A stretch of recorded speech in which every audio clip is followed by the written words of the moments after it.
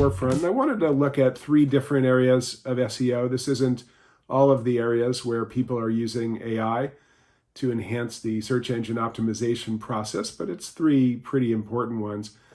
So the first one is content generation. Sites involve a lot of content, and how you write it and how you diagram it, if you would, can make a tremendous impact on your search. So I'll look at some of the companies doing interesting work there. Link building has been a very arduous and time-consuming process to date, but there's no substitute for backlinks, good backlinks, to build your domain authority, which is very important over time. And so there's at least one company doing very interesting automation of that process. And then finally, we see companies like ourselves making great strides in really understanding how search engines think, if you would.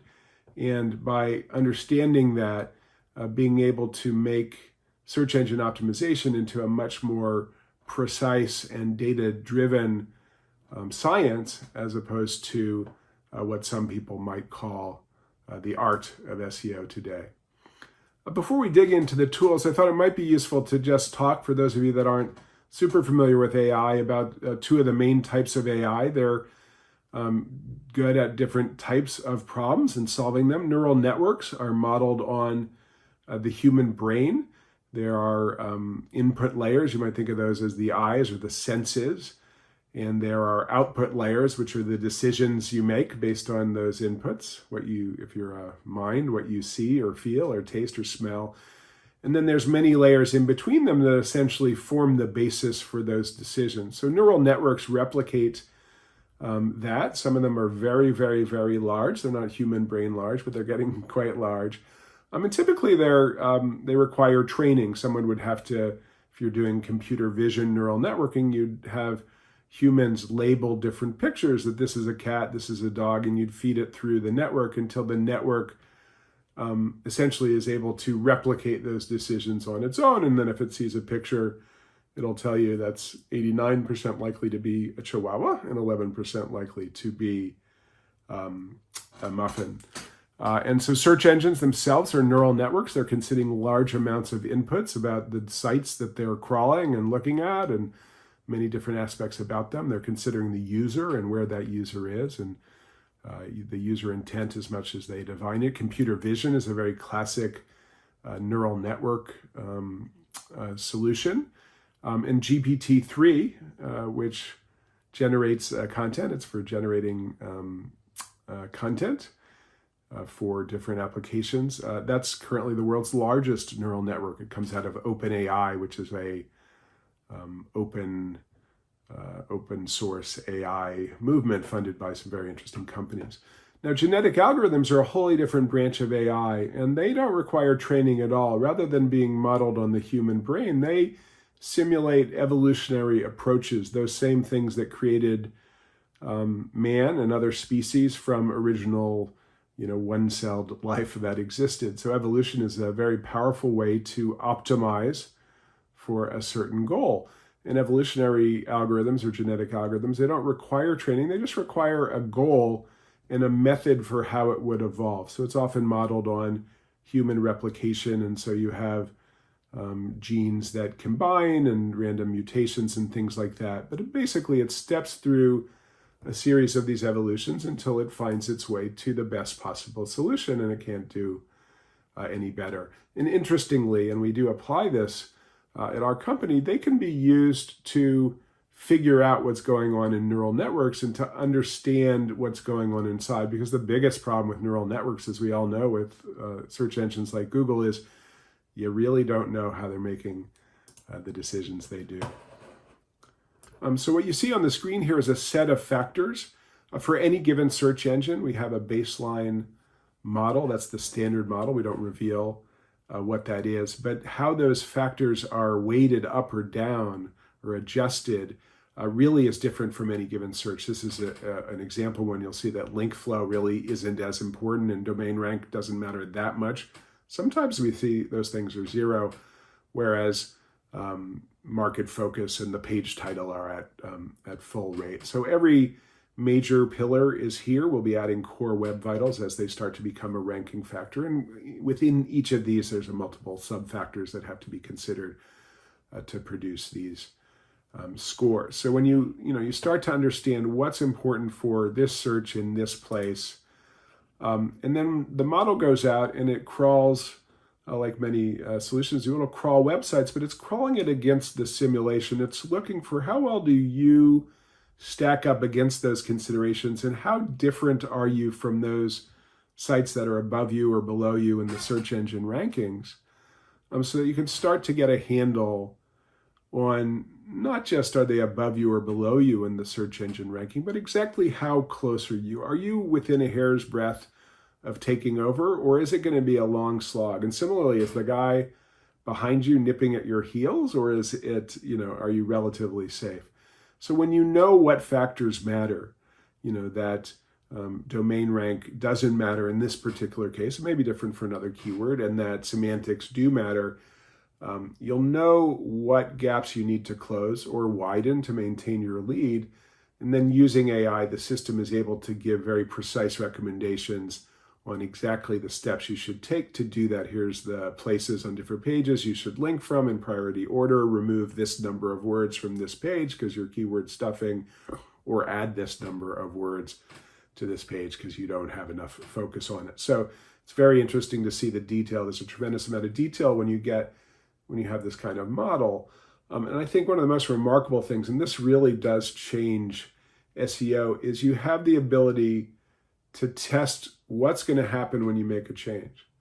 Now, normally in SEO, when you make changes to the site, you'll make a set of changes.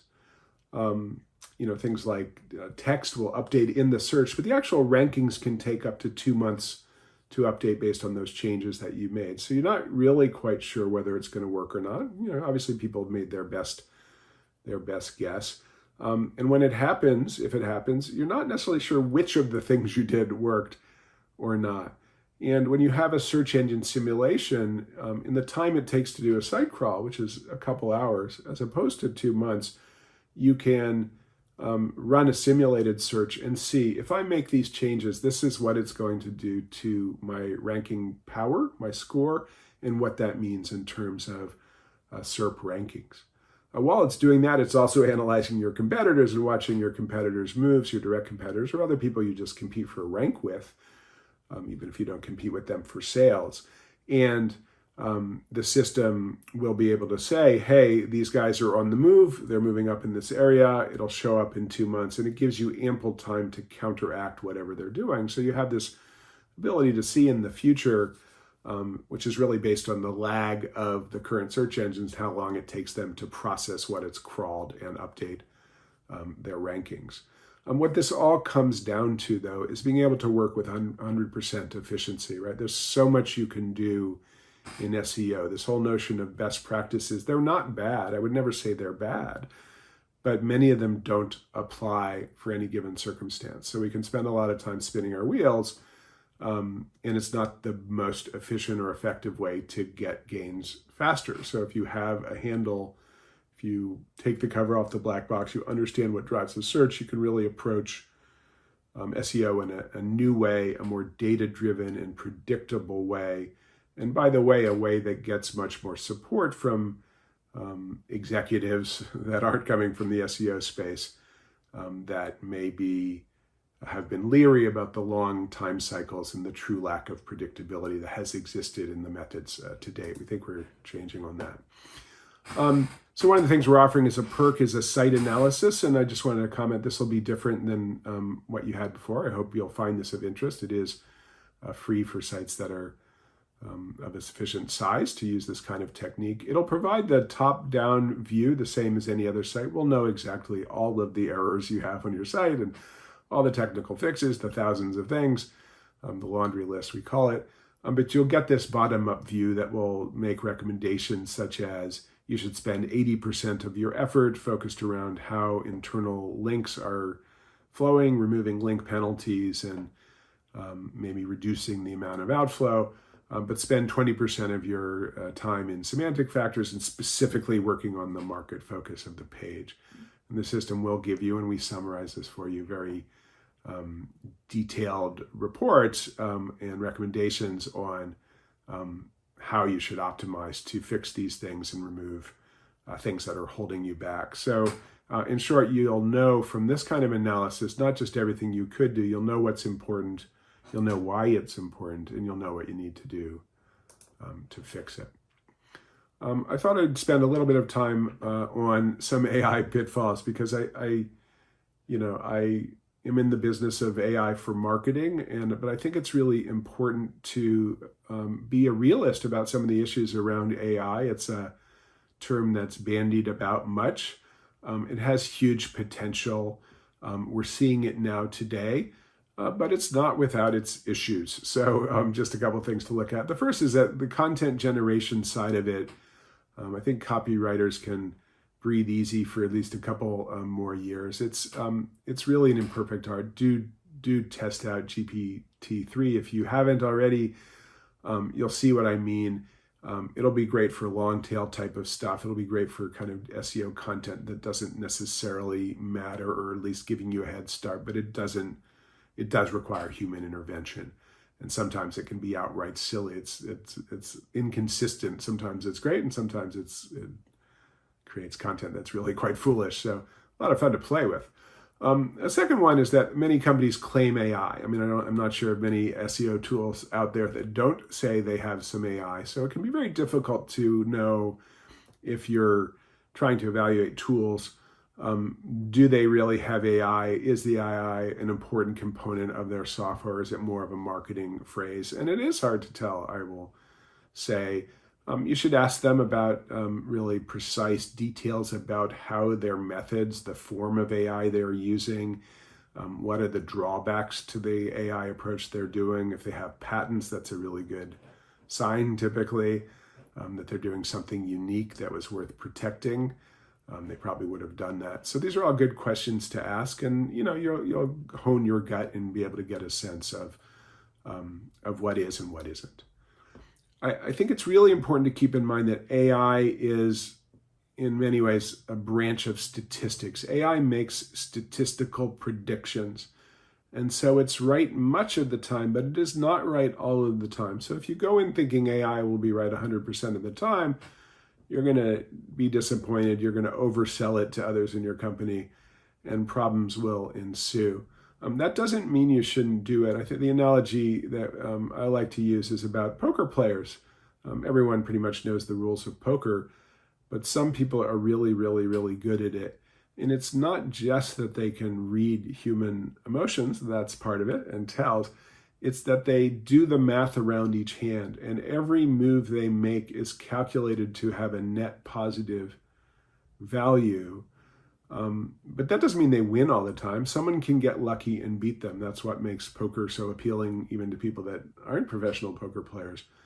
But every time the professional poker player will win in the long haul. So statistics matter. Just keep